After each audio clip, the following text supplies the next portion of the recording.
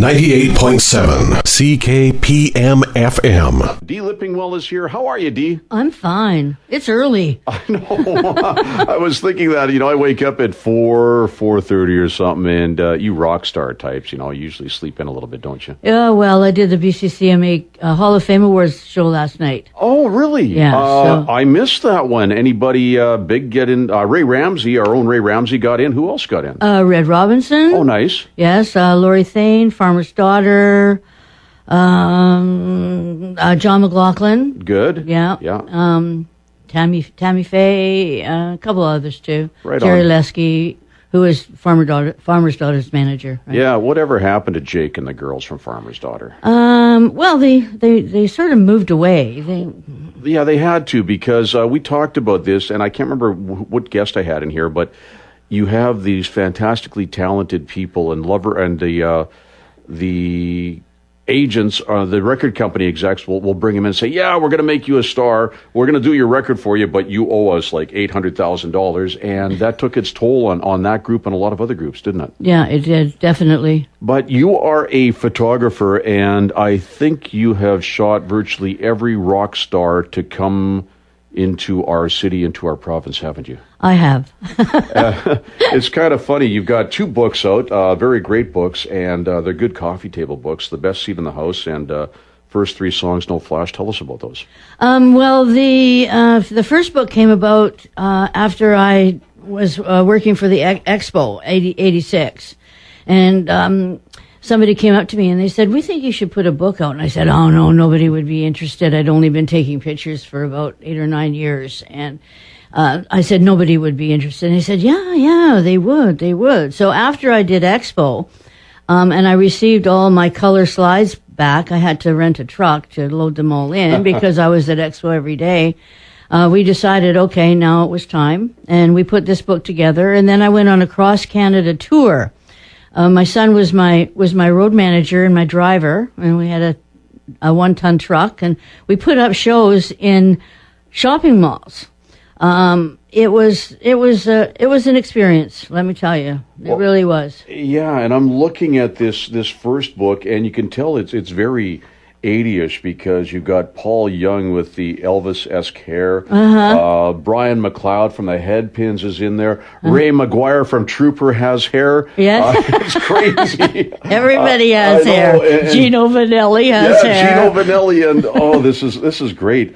Looking at this, and they're just it's that moment in history. Is there any one time, any one thing that sticks in your head, or do the memories sort of change day to day, moment to moment? Oh, you got that right. It's like, the people ask me, who's your favorite artist? I go, whoa, it's like, who's your favorite child? Yeah. I was talking last night to a lady, and she said, I heard that you shot Diana Ross. And I went, I did. Mm-hmm. What was she like? Right? It's like, oh, okay. She was wonderful. She was absolutely wonderful. Yes. And I remember seeing her on an interview. I don't know whether it was Johnny Carson or one of those late night shows. And they said, what do people think about you? Actually, when they think about you, what's the first thing that comes to their mind? She goes, everybody thinks I'm a bitch. Can I say that on radio? You can say that, but that was a story, because there's those rumors of, there's Miss Ross, but don't look her in the eye. Yeah, exactly. There's a lot of that. In fact, Cher was one of those people. I was doing a meet and greet backstage with Cher, and the manager came in and said, you don't look at Cher, you don't touch her, you don't talk to her, you just stand there, you have your picture taken, and then you leave. You don't ask her for any autographs. So there was only like 6 people in the room. So she walks in and she's just like gorgeous, and she's ready to go on stage. And we were all afraid of her, right? Yeah. And so the people would go and they'd stand there and they'd have this frightened look on their face. I'd say, okay, smile. And I wasn't looking at her. I mean, how are you not supposed to look at somebody when they're taking their picture? Right. And the record rep, he was very nice. He knew that I really liked Cher. And because I don't ask for pictures with artists very often, I don't think it's right. Yeah. And so I said, well, yeah. And so I stood next to her and I said, she said, well, how are you? And I said, we're not supposed to talk to you. She goes, what? And I said, we're not supposed to talk to you. We're not supposed to ask for your autograph. We're not supposed. She goes, oh, for crying out loud. Right? So he took the picture. And then she said, oh, I don't think I was smiling. Let's smile. So she had her arm around me and she was like squeezing me. And, she gave her manager hell after that because she said, they're my fans. Why tell them something like that? And I would find it hard to believe that would be like her because we watched her kind of grow up a little bit with the Sonny and Cher show, right? Exactly. And her personality there, I mean, she was the fun one, the cool one. So yeah. You don't have any formal training as a photographer. No. I took a couple of classes with actually a very well-known photographer, Fred Herzog, in Vancouver. And I ended up teaching the class more about my kind of photography because this was just sort of portraiture and stuff. And I was doing theatrical. And they wanted to know about, how to shoot a show. Right? I wouldn't tell them, of course. That's great. I mean, but anybody can take a picture, but it takes somebody special to capture a moment, doesn't it? It does. You have to. I have this thing in my brain that I can go backwards in my brain to figure out, whoa, he just did like Pete Townsend. He does this wild jump in the air, right? With his guitar. And I saw him do it, and I went, well, he's going to have to do that again. So I reversed my brain and said, okay, what did he do just before he did that jump, right? And then managed to get him in the middle of the jump, right in the air, on film, not digital, right? So, and that was like, and I went, yes, I got it. And I knew I had it before I even went into the darkroom. And that is so hard because you didn't really have the option of a burst shot back then. No. You had you could take a series of pictures, but you never know. And now a burst, you can get virtually anything. Yeah, it's like video in slow motion. Yeah, exactly. Dee Lipingwell, rock photographer, is here with us. We're going to play some commercials, come back, and play some of that Peter Townsend we're talking about with The Who next. All right. The all-new Nissan Titan XD powered by Cummins. Check it out at Maury Nissan. 14965 for all your home handyman needs. It's 8:30. It is Rod MacBeth, the Tri-City Morning Show. Rock star photographer, more than rock photographer. Dee Lipingwell is here. We were talking about Pete Townsend and The Who before we went to break there, and you said you got a really cool Who story? Oh, yeah. I got a chance to go down to Seattle, and I was working for the Georgia Strait. And I wasn't the photographer that was assigned to the Who show in Seattle. So I drive down in my little Datsun and by myself, and I have a ticket, right? And I go in and I'm shooting the show from the crowd. And one of the roadies who had been with, I believe, ZZ Top, he noticed me in the crowd, and he's like, Dee, what are you doing? What are you doing out in the crowd? I said, well, I didn't, it's not my gig, so I have to shoot from the crowd, right? So he said, well, would you like to meet the band? And I said, I would love to meet the band. And he goes, okay, meet me at the side of the stage after the show. And he said, and I'll introduce you to the band. I'm like, oh, right, yeah, great. So after the show, I'm going over to the side of the stage. Of course, there's all these groupies standing there, and here's me in my little jean jacket. So we go we're taken down into the bowels of the building, and we get put into the green room. Now, that was my first time in a green room, and I was just totally amazed because not only was there so much food there could have fed a small nation, it was all groupies, like, big hair, low cut cleavage, everything else. So we're standing there. I'm feeling really out of place. And Keith Moon comes out of the washroom. He's just had a shower, and he's wearing nothing but a face cloth. And he proceeds to start jumping back, and I'm jumping on the couch and performing for these groupies, and I'm feeling very, very uncomfortable. And I edge myself towards the door because it's like, I can't be here. This is not my sort of scene. The door opens and Pete Townsend sticks his head in and he goes, and he looks around and he goes, you must be the photographer. And I said, yes. He said, come with me. So I went, oh, Jesus. So I walk out with him and he goes, hey, I found her. Here's the photographer, right? So it's like, oh my God. Roger Daltrey walks over to me and he goes, you're the photographer? And I said, yes. And he said, okay, well, come with me. And he grabs my arm and he opens this door and it's a cleaning closet. And it's about 6 feet wide and about 12 feet long, all the cleaning supplies. And he's got a camera case and he puts it up on the shelf and he opens it up and he says, okay, I just bought this today. Show me how it works. I went, if he'd asked me my name, I wouldn't have been able to have told him, right? So I spent 20 minutes in a cleaning closet with Roger Daltrey showing him how to load the film, f-stops. It was something that I knew. Like I said, if he had asked me anything about myself or about the music or whatever, I wouldn't have been able to answer. But so he took a picture of me and I took a picture of him. Mine didn't turn out because I was shaking so much. So we come out of the cleaning closet and everybody's going, oh yeah, right. But years later, he was featured in People magazine. And what a good photographer he was. And he takes pictures on tour. And I was waiting for him to say, and I'd like to thank Dee Lipingwell, that photographer in Seattle who told me how to use my camera. But he never did mention my name, but I put it down to the fact that it got edited out because nobody at People knew who I was. But spending 20 minutes in the cleaning closet with Roger Daltrey was absolutely wonderful. I guess. Wow, that's a fantastic story. Dee Lipingwell, rock star photographer, is here. Let's play some Who. This is My Generation, Tri-City Radio. All right. My generation. Tri-City Radio, 98.7 CKPM FM. The Who, My Generation, Dee Lipingwell is here telling us a story about how she spent 20 minutes in a closet with Roger Daltrey, telling him how to use a camera. That's a great story. Now, there's something that is equally as intriguing and fantastic, I think, and it comes back to 1964. Yes, when the Beatles came to town.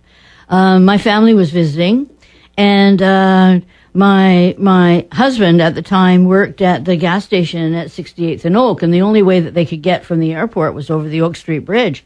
People were lined up the street, right? I had to take my husband lunch. So we were, what's going on? The Beatles are coming. The Beatles are coming. I was like, whoa. I was listening to Roy Orbison at the time, of course, right? But the Beatles it was quite exciting. So we're standing at the bus stop waiting for, you could see them coming over the police escort and the limousine coming over the bridge, right? And they're going really slow and as people are waving and cheering and they stopped right at the bus stop. I guess the cops, there was a traffic thing. They were trying to clear traffic. So they stopped right there. And my son, Chris, was in my arms. I'd taken him out of the stroller and he was waving his arms and legs and getting caught up in the excitement, I guess. And the limousine is right in front of us. The window rolls down and all of a sudden, and Chris leans forward almost into the window. And all of a sudden, Paul McCartney and John Lennon and Ringo Starr, and they're all shaking his hand and going, oh, what a sweet baby. That's great. Now, your oldest is Chris. Does Mark ever get jealous because of this? No. Yeah, no, he doesn't get jealous. He wasn't around, so he doesn't care. No, that's a great story. Tell you what, here's some Beatles. Here Comes the Sun, Tri-City Radio.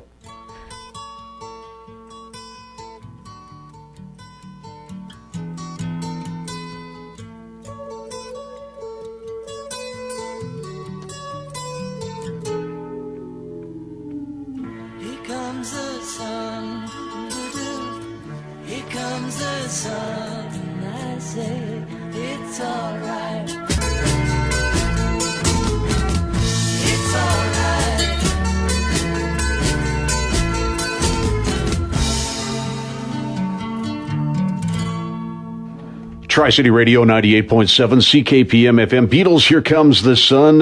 Dee Lipingwell is in the studio with us. Dee Lipingwell is the photographer to the rock stars. And we've talked about this. You've got two books out, The Best Seat in the House and First Three Songs, No Flash.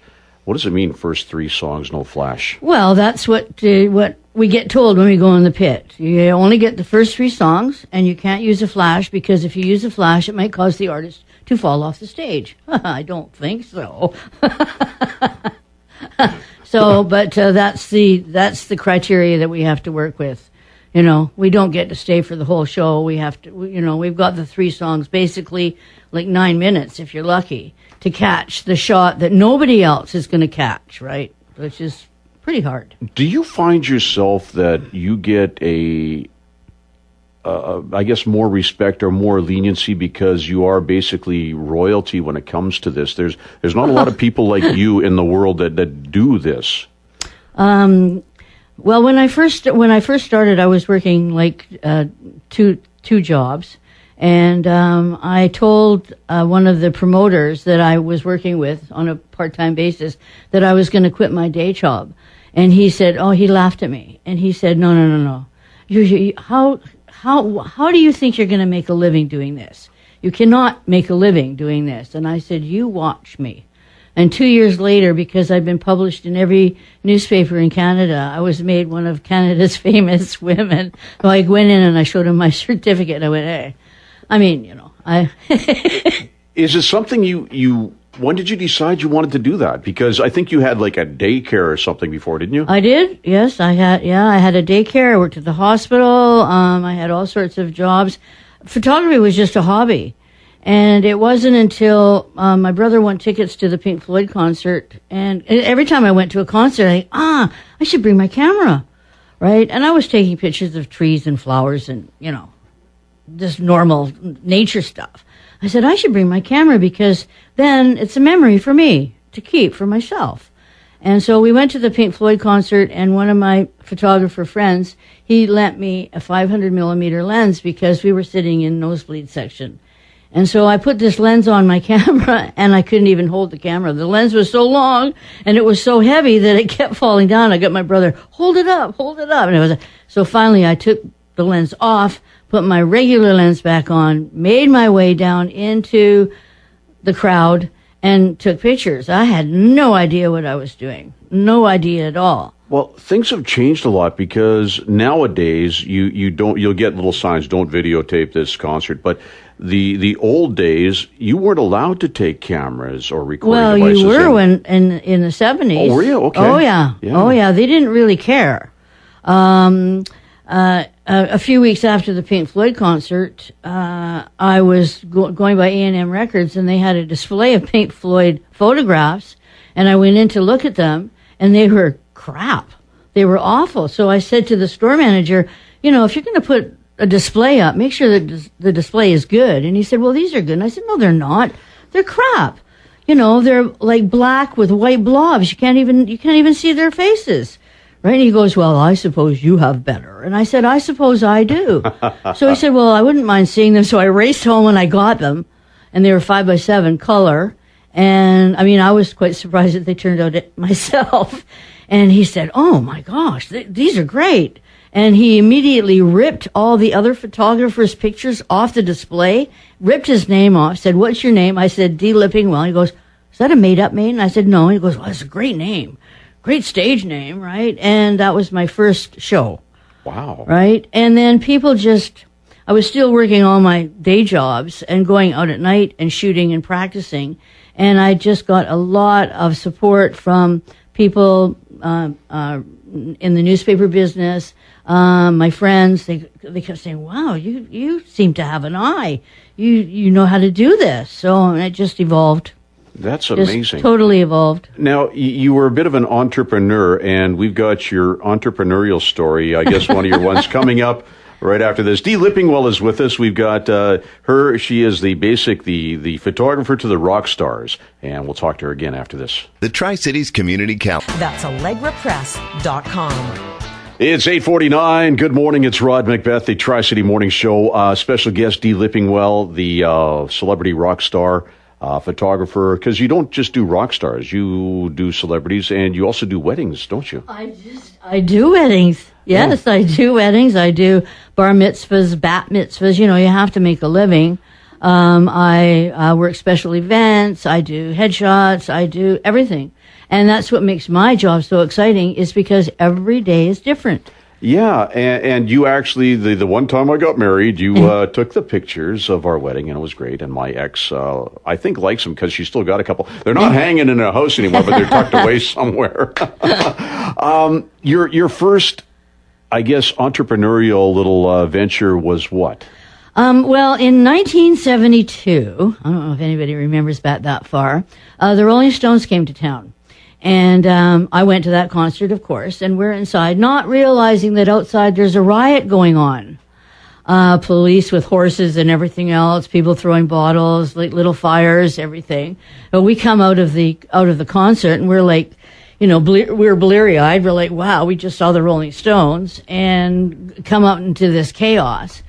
Led Zeppelin were supposed to play a couple of weeks after that. Well, the city of Vancouver decided, in all their wisdom, that they weren't going to have any more rock bands playing because, you know, this riot was just, you know, out of control. So they canceled the Led Zeppelin concert. So Led Zeppelin, they said, okay, well, we have a date. We're playing in Seattle the next night. So what they did was they honored all the tickets that were sold in Vancouver for the night before they were supposed to play. So there was 2 shows, and one was for the Vancouver people. So when we heard this, it was like, oh, well, what do we do? What do we do? And I remember listening to J.B. Shane on the radio, and it was like 11 o'clock at night. And so I decided to phone him up, and I said, look, I said, you know, this is really distressing that Led Zeppelin aren't coming. Because, you know, they're one of my favorite bands. And he said, well, I said, I don't have a car. How are me and my friends supposed to get down to Seattle? You know, none of us drive. And he said, well, why don't you rent a bus? And I went, could I do that? And he said, well, I don't see why not. He said, you could rent a van or, you know, a limousine. I said, well, we can't afford a limousine. And he said, well, why don't you phone up and find out how much it would cost to rent a bus? And he said, and then we'll put it on the radio. Right? And I had 3 days in which to do this. So I phoned up the bus company and I said, how much to rent a bus? I figured it out. People had their tickets. So for an additional $5, that's what I charged for them to get on the bus and go down to Seattle, right, to see the Led Zeppelin show. But they had to show me that they had a valid ticket and they had to make a reservation. Well, the radio station went all out and said, you know, this lady, she's arranging this bus tour, and, you know, you have to be at the Oak Ridge Mall at like 8 o'clock in the morning, and you have to have a valid ticket, and she's going to charge you $5. Well, by the time we met at the Oak Ridge parking lot, we had like, I think 4 or 5 buses full. Wow. Yes, full of people going down to the concert. And as everybody went through, and I was responsible for all these people, right? So going through the customs, no, she's in the last bus. She's in the last bus. So the convoy of buses going through. And, you know, nobody had ever done that before. Wow. Right? I mean, I didn't check. Well, then you didn't have to have passports. You just had to have a valid driver's license or ID. And the other thing, too, is you say tickets, but there was all general admission back then. It wasn't until the 80s they went into reserved seats, right? Yeah.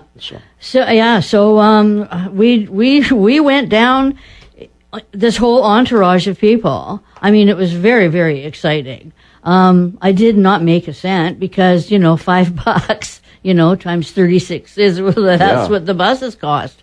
So we're in the concert, and it was absolutely incredible. Robert Plant said, okay, there is a lady here who brought down hundreds of people from Vancouver, and we would like to personally thank her.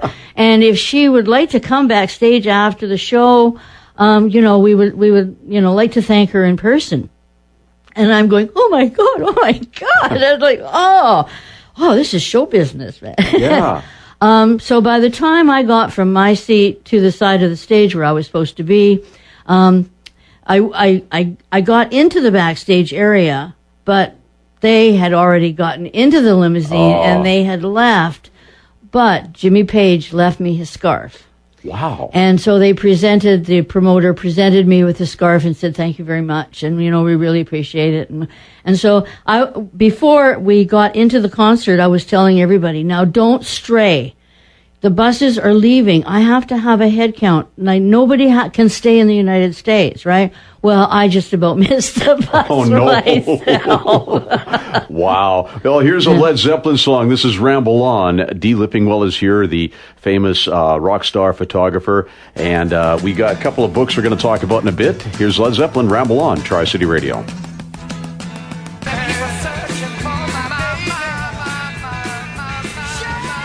Some Led Zeppelin, Ramble On, and I don't know if you were one of the people on that bus trip that Dee Lipingwell put together in 1972, 73. When was that? 72. 72. That would have been just before Led Zeppelin 3. So 1 and 2 had already been out. Led Zeppelin 3 came out in 73, I believe, right? Oh, you're good. I grew up. It seems that I've always had music on in my life, and Led Zeppelin was a big part of that.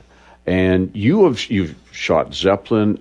You've got Brian May and Freddie Mercury from Queen. Mm-hmm. So you've seen them. You've been there, and not just like in the 80s. You got some from the 70s, 80s, 90s, up until today's artists. It's great stuff. Well, I started shooting Bryan Adams when he was in Sweeney Todd. So, hello. Yeah. He doesn't like me to talk about that, well, though. He doesn't really like talking about Sweeney Todd. That's right. But then, I think Sweeney Todd is a little bit better than that Let Me Take You Dancing first single he released. But it's funny because the history there, and then thinking Bryan Adams, Todd, then Nick Gilder. I'd love to get Nick Gilder in here. He's just a fantastic part of the music I can history. phone him for you. No I would problem. like that. He's ignoring my emails. Now, that Led Zeppelin thing, that's a great story. You got a Jeff Beck story, too. We're going to talk about that right after we do this. Dee Lipingwell is here, rock star photographer. We'll talk to her in a bit. The Coquitlam 2016 55 Plus 98.7 CKPM FM. It is 9:03, and we have got special guest Dee Lipingwell with us. It is one of the things I like to do every now and then. There's a lot of fantastic musical and other kind of history in our province, even in our area here. Dee has been photographing rock stars since the 1970s. She's got 2 books, First 3 Songs, No Flash, and The Best Seat in the House. There is a picture in the First 3 Songs, No Flash, Jeff Beck. Whoa.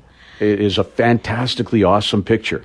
That is probably one of my most famous pictures. Photographers are sort of known for one photo, and that's the photo, and that's the only non-stage shot that's in my book.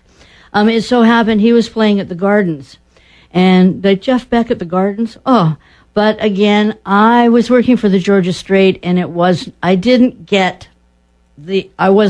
given my photo pass.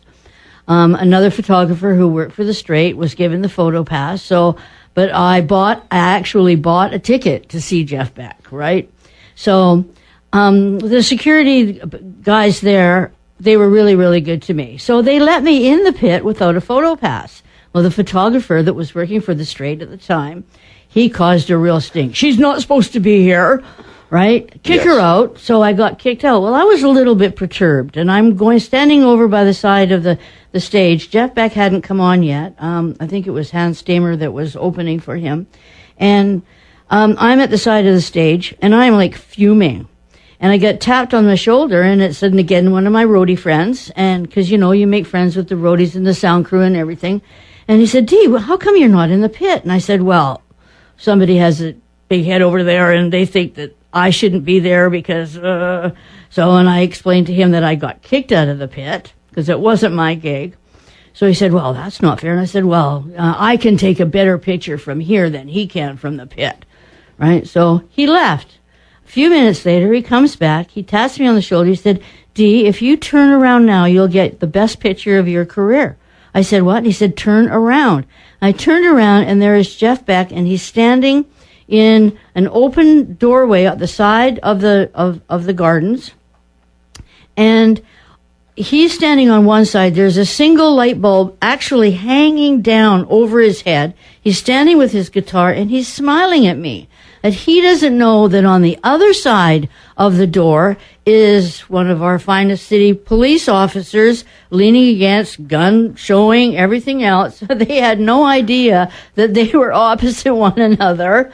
And I just went into automatic mode. I had no idea if these shots were going to turn out. And of course, when I was in the darkroom and I saw what it turned out to be, it was like, yes, I got it. I And know. I met Jeff. I actually made sure that Jeff got a copy of this picture because it was set up for me. Very rare, very rare. And apparently, my roadie friend told me that Jeff Beck has that hanging over his fireplace in one of his drawing rooms in England. Wow, so, that's amazing. Yeah, so amazing. So I'd like to get a picture of Jeff and standing and but that's not possible. Anything is possible. But I did meet him, and I've shot him several times, but nothing can compete with that photograph. And that's in the first 3 songs, No Flash. We're going to have a link to this on our Facebook page so you can actually find it. Here is some Jeff Beck. This is Beck's Bolero, Tri-City Radio. Ooh.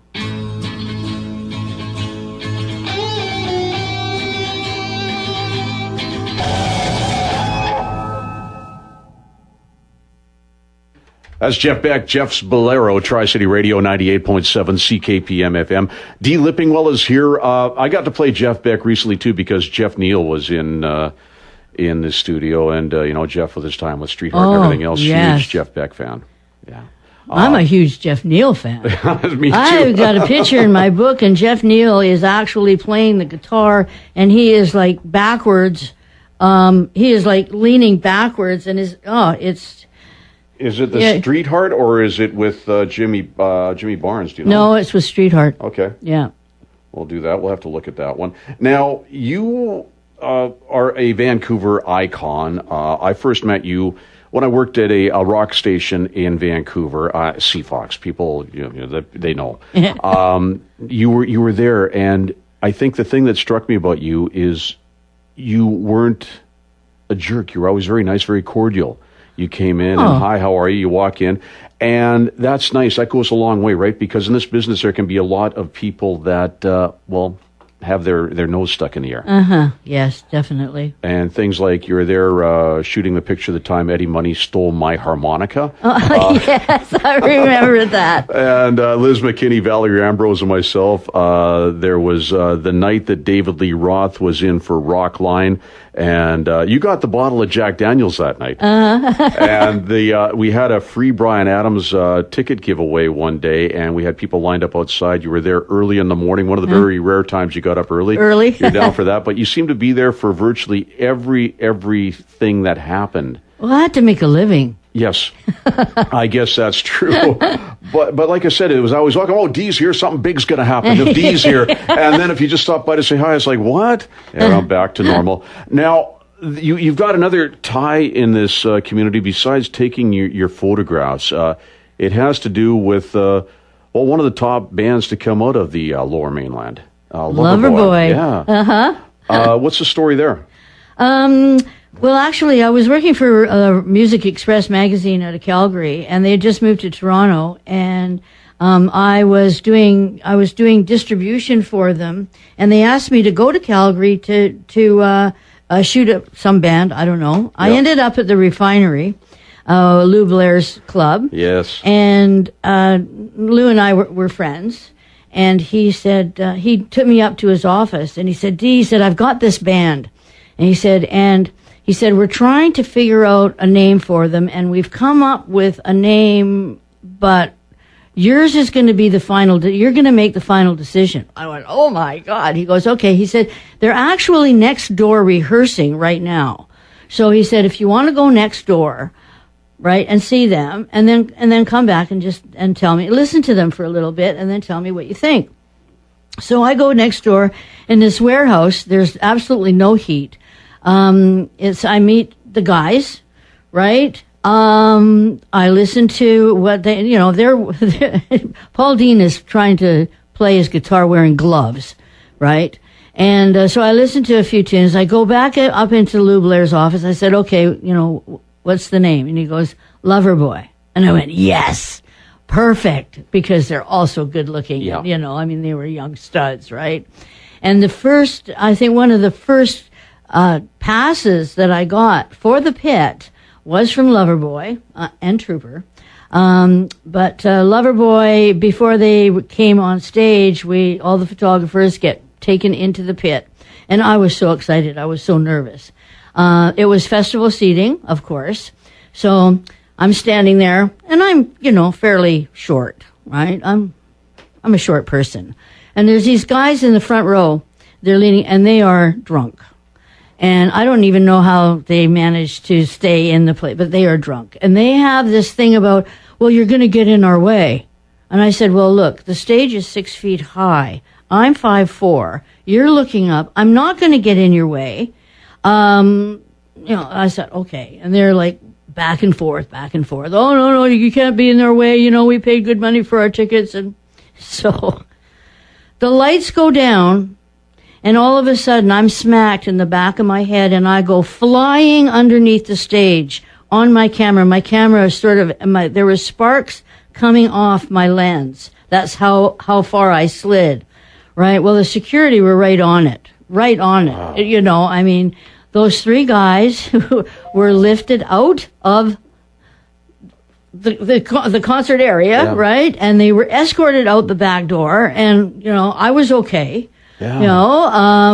And I shot the show. After the show, I had to be escorted to my car by security because those 3 guys were waiting for me outside. Wow. They were going to do me damage, yeah. What a bunch of, guys like that, people like that. It's just, oh. But it was the first time that Loverboy had played at the Coliseum. So, and it was really special to me. And, it was like, I actually missed the first song. Wow. Right, so they let me stay for the whole show. Well, they're such nice guys. I would like to call those 3 guys knobs, and if by chance they're listening, you owe Dee a big apology right now. What a bunch of losers! My goodness, yeah. Well, they were fans, and they were excited. Doesn't matter. But it was, Get along. Here's Loverboy, Turn Me Loose, Tri-City Radio.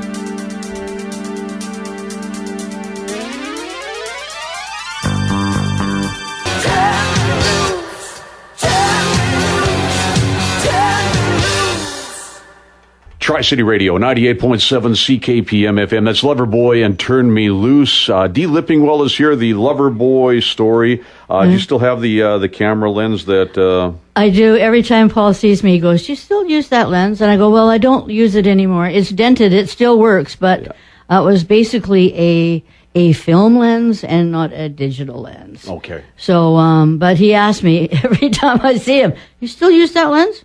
I said, but Paul, I keep telling you, no, I don't use it anymore. Now I'm digital. I go, oh, yeah. Yeah, when you get older, Paul is a phenomenal guitar player. But Loverboy, though, the musicians in that band. Oh, just incredible. Yeah. Do you ever just show up unannounced and surprise people? Yeah, I did with Loverboy. Did you really? Yeah, I was visiting my girlfriend in Ontario, and they were playing up north at the casino. And I arranged it through management. I said, well, I'm going to be there, so I want to surprise the guys, right? Well, we go into the theater in the casino, and there I am taking pictures, and Mike looks down at me, and he just about fell off the stage. It's like everybody, they were so surprised to see me, they actually stopped playing. That's great. Oh, that's funny. I was going to play a song from a different band, but then you touched on something here. There is a very talented guy that moved here from Britain that just became a mainstay in Vancouver, and a phenomenal blues musician and singer, Long John Baldry. Oh, yes. I remember sitting and listening to him with the headphones on, Don't Lay No Boogie Woogie on the King of Rock and Roll, and not realizing that years down the road that I would meet John, and not only meet him, but become one of his best friends. He was always such a nice, easygoing guy. Yes, always, and a total gentleman. And I remember I went I was with him so often, right? He did a gig down in Seattle, and when he was being managed by Gary Taylor, and Gary couldn't go down, so I was going down as Gary's rep, right? And I had to collect the fee, right, after the gig was over, and it was like, trying to count all this money. It was like, oh.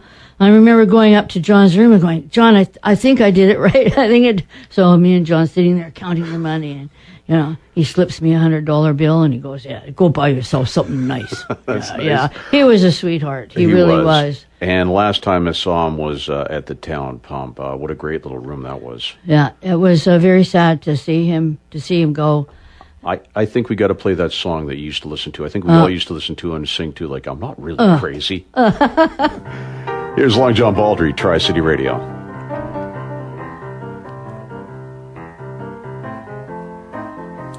You know, I remember a few years ago, some funny things used to happen to me.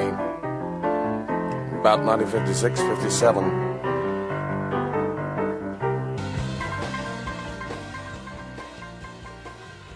It's Long John Baldry. Don't try to lay no boogie-woogie on the king of rock and roll. Dee Lipingwell is here.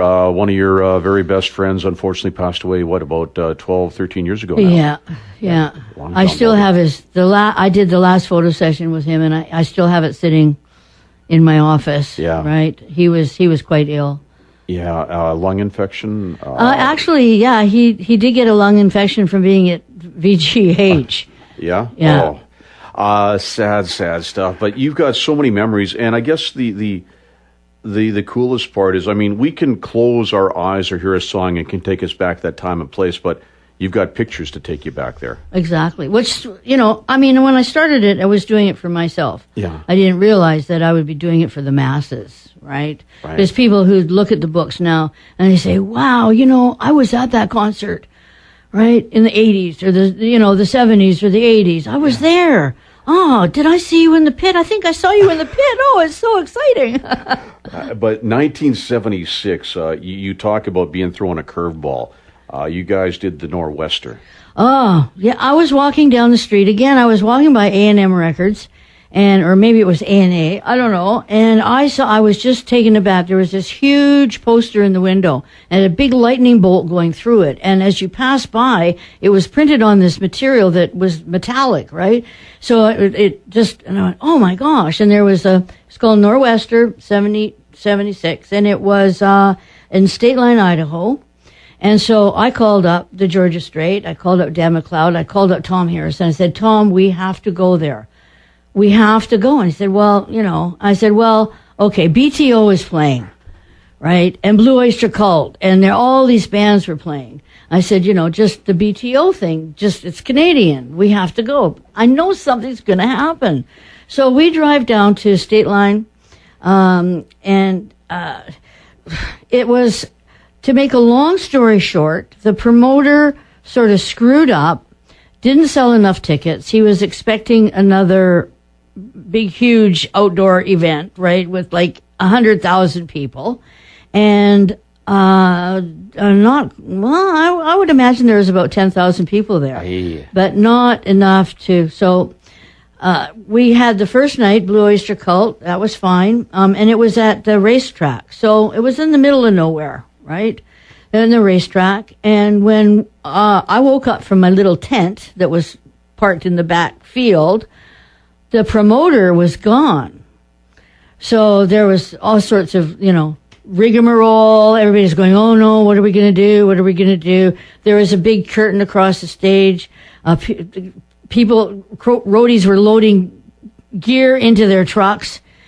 And everybody's going, well, what's going on? What's going on? And all of a sudden, somebody ripped down the curtain that was across the stage, and they saw that there was no gear on, and so they started to riot. Wow. And it was a riot. They burnt down concession stands. They burnt down the racetrack, is what they did. And Tom and I are there, and I'm like, whoa, so I'm taking pictures of flames, and they stole a couple of semi-trucks, and they're driving around the racetrack, and one kid was leaning out the window and got schmucked in a telephone pole, and it was just like, so it was like, okay, I've got the photos, so let's get out of here. And there's helicopters going ahead. They've got the roads closed off because they figure they're going to riot, just let them riot. They're in the middle of nowhere. So there's cops. So Tom and I are trudging across this field. My girlfriend who was with us, she had moved the car onto the highway, and we had to go across this wheat field about 2 miles before we got to the road. There's cops everywhere, right? And then racing back to Vancouver, like nonstop. And I said to Tom, I said, okay, now this is important. You got to get your copy to me because I'm going to have my pictures ready. And it was the very first time that I FedExed anything in my life. And my pictures are ready. I phoned Tom. He wasn't answering the telephone. His mom said, "Oh, he's gone to bed."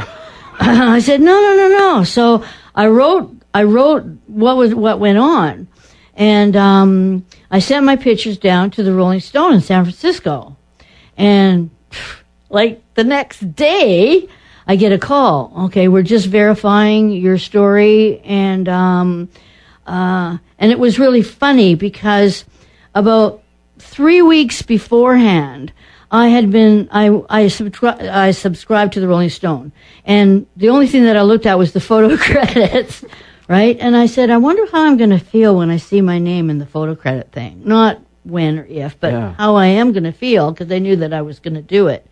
And 3 weeks later, I have a Rolling Stone, an advance copy. Not only do I have photo credit, but I have a byline. Wow. Yeah. So, and on the cover was, who's that radio guy with the hair? Wolfman Jack? No. He was on American Idol. He was one of the judges. Anyway, he was on the cover, right? So, it was just the most incredible time of my life because I knew that something was going to happen. Yeah.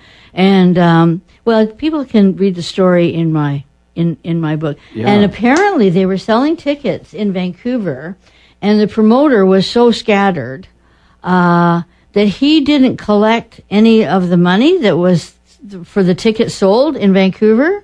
So one of the guys who was doing sound, he came from Toronto, and he got a notification from the ticket outlet here that we have all these funds, right? So there was like $10,000 that he came to Vancouver and collected, but the promoter was long gone, so he get to keep it. Oh, jeez. That was 10,000 people at that, and they destroy a racetrack. Now, you were at one of the largest outdoor concerts in Canada and ever, almost, right? Ever, yes. The SARS concert in Toronto. Rolling Stones, AC/DC, Rush, Sass Jordan, Justin Timberlake, the list goes on and on and on. It was an all-day event. It was very special. When I got there, there was like 80 photographers, and they were from all over the world. Men's Vogue, I couldn't figure that out. But there was photographers from all over the world that came to this. And Mick picked the photographers that could be at the front of the stage, and I was one of them. Wow. So I was one of 6 or 8 photographers that was allowed there. All the other photographers, they had to shoot from the crowd, and there was 500,000 people there.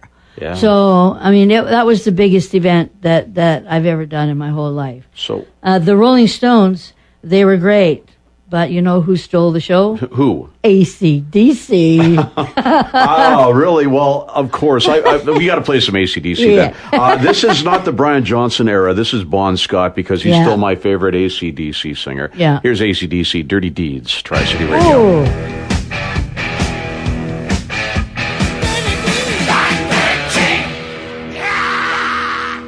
AC/DC, Tri-City Radio, 98.7 CKPM FM. That's when we play the AC/DC. We don't normally play it, but Dee Lipingwell is here, rock photographer. You've photographed virtually every rock star in the world. I didn't do Elvis. No, you didn't, and you don't have John Lennon. No, I don't have John Lennon. I did Ringo Starr. Yeah. I did Paul McCartney in Seattle, but I didn't have a photo pass. I'm tenacious. I go down anyway. And a fellow, I was shooting from the crowd, and a fellow actually said, "Oh, do you want to get up on my shoulders, and then you'll get a better view?" And so, but he's dancing around, and so I can't get a good shot. And so I say, "No, let me down," and he wouldn't let me down. Oh, geez. Yeah. So it was pretty scary. It is, yeah. And I mean, there's a lot more in your life, picture taking, I guess, because there's just so many great artists out there. Exactly. You keep coming. It always surprises me. I mean, how many notes are there that people have to deal with? And all these songs it's just amazing to me. Yeah, I'd like to go back to your first photo pass. These guys, one of the best fun party bands around. Still are. Yeah. Trooper. I know. It's like Ray and Smitty. They seem to go through drummers and bass players and keyboard players, but the core of it, the two guys are still around. Yeah. And they do like 300 shows a year, something ridiculous still. I know. I think Ray is a little driven that way. I'm not sure if he's got like a little bit of border collie bred into him because he's just focused. And Smitty, a very underrated guitar player too, because he's a phenomenal guitar player. Phenomenal, yeah. You always seem to get good shots of this band. You probably have a gazillion, right? But they are performers. They are. And it's very strange because I saw Ray not too long ago. He was doing a Ray McGuire at the Blue Frog Studios, and he still stands exactly the same way. He holds his elbow, and when he's not singing, he sort of steps back and lets Smitty take over, and then he comes out and he raises his arm in the air, and love the band, absolutely love the band. And you mentioned Blue Frog Studios, Dave Chesney, whom I think is one of the best guys because he's a music lover too, and he seems to be involved with that. And they get a lot of great musicians over there. Oh, excellent. Not only an excellent recording space, but an excellent studio. Intimate. They have intimate. Who is Maria Muldaur was there last year? Yeah, Midnight at the Oasis. Yeah, and just totally amazing. And you're in there with 80 people or 100 people, right? And it's just an intimate venue. If anybody gets a chance, if they want to. If they want to go and actually have almost a one-on-one with an artist, that's the place to go. And that's unfortunately in White Rock, so it's a long trek. I wish somebody would be able to do it out here in the Tri-Cities. We do travel outside of the Tri-Cities, but we got to play some Trooper. Boys in the Bright White Sports Car. Oh, excellent. Dee Lipingwell is here, rock star photographer. This is Trooper Tri-City Radio. Here they come.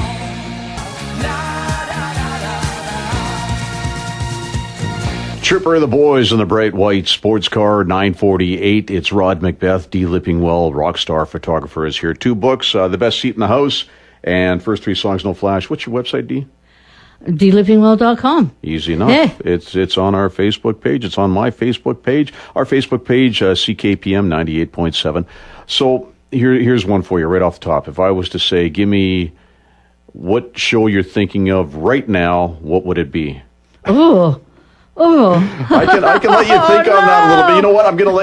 I'm gonna play some commercials. So if there's something in there, just one that just got a fantastic memory that's popping into your head, let me know. We'll be back with Dee Lipingwell right after this. Add some spring to your step with the Canadian Cancer Society's Daffodil Dash. That's AllegraPress.com. It's 9:52. Dee Lipingwell is with us, the photographer to the rock stars, so to speak. You said something earlier. I want to touch on this.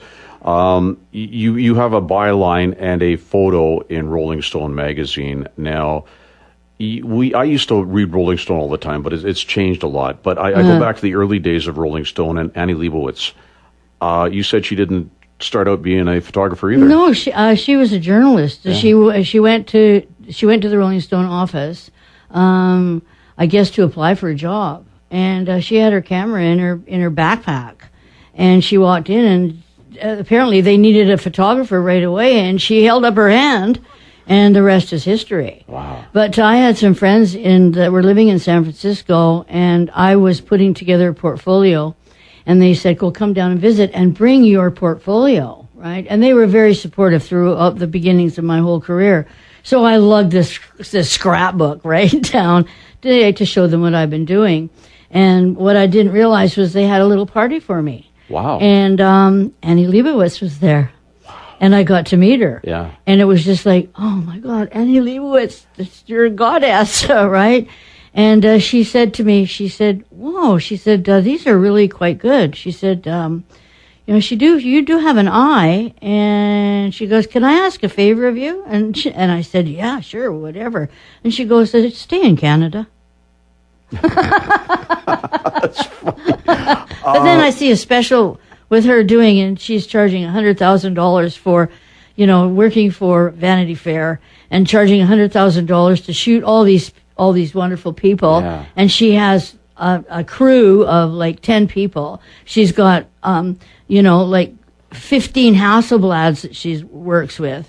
maybe I should have started with the Rolling Stone magazine instead of starting with the Georgia Strait. You got your crew, and your lovely husband came in. Is this the right place? I said, yes, it is. I want to go back to a band that I've seen, I think, 3 or 4 times. They are, I guess, one of my first favorite bands, a country rock band, the Eagles. The Eagles. They were my absolute favorite. I went down to.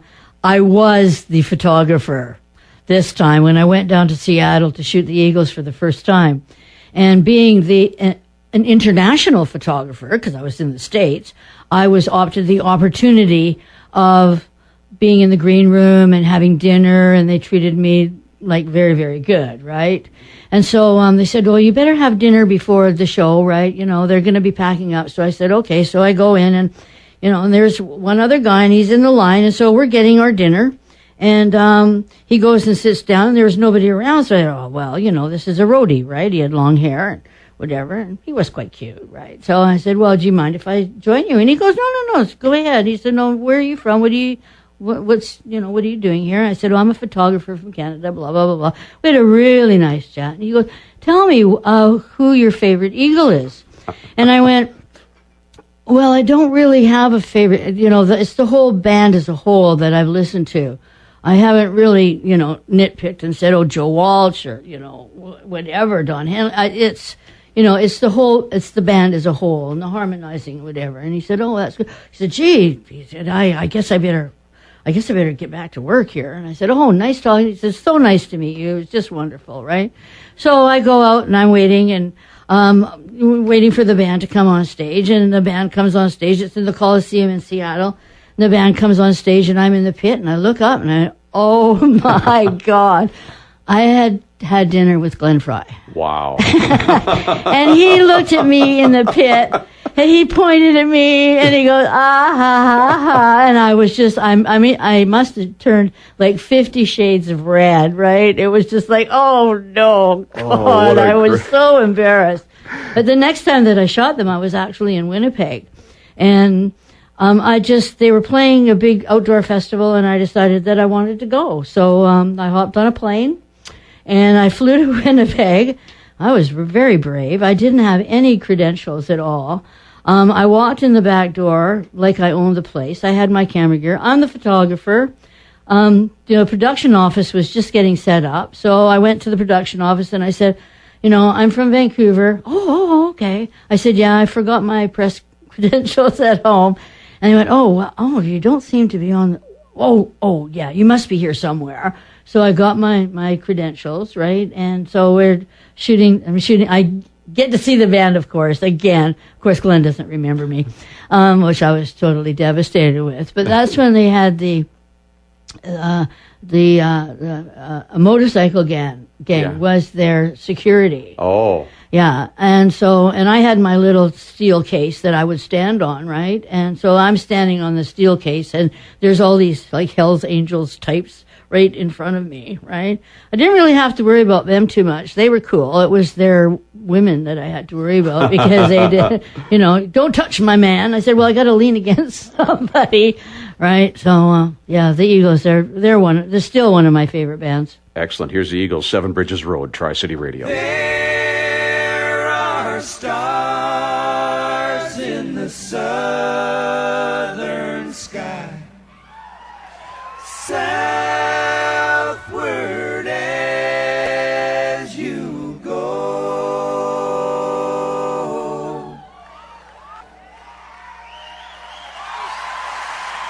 Thank you. Oh, great. I'm glad. That's Eagles, 7 Bridges Road. Dee Lipingwell is here. It's been over an hour and a half you've spent with us. It doesn't seem like it. No, minutes. You've got so many fantastic stories, and I'm sure there's a whole bunch more. Your books, both of them for sale, The Best Seat in the House and First 3 Songs, No Flash, DeeLipingwell.com. That's right. Excellent. And I'll even sign them for you. And if you're lucky, if you live in this area, I'll deliver. Wow. And then tell some stories. And what's your drink of choice these days? Iced tea. Long Island iced tea? We're going to wrap things up because Scott's going to be in here pretty quick. I mean, we go on for another hour or two. Local guy that people, you just gravitate to him because he seems like such a nice guy. Michael Bublé. Oh, I first saw Michael Bublé. It was really funny. There was a club opening, Babalu, which is no longer there. But Michael and his band were the entertainment.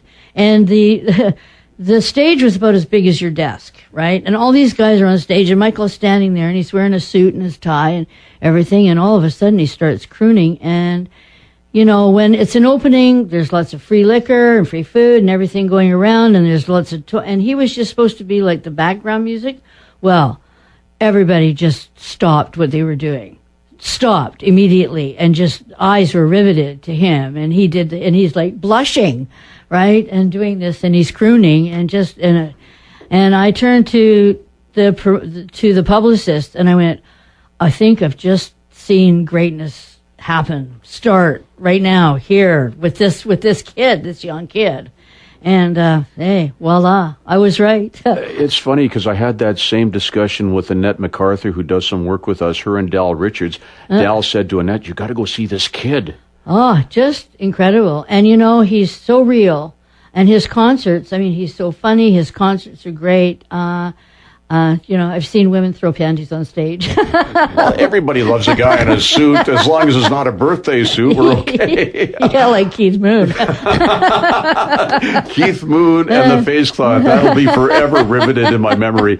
Dee Lipingwell, it's been fantastic. Thank you once again. DeeLipingwell.com. Books, First Three Songs, No Flash, and The Best Seat in the House. The First Three Songs, No Flash, Volume 1 has got the stories, and The Best Seat in the House is just pictures. Yeah, just photos. And you've got a lot more in you, so hope to have you back here again when you do your next book. Oh, well, thanks for having me. Here is some Michael Bublé. This is Feeling Good, Tri-City Radio. Birds flying high, you know how I feel. Sun in the sky, you know how I feel.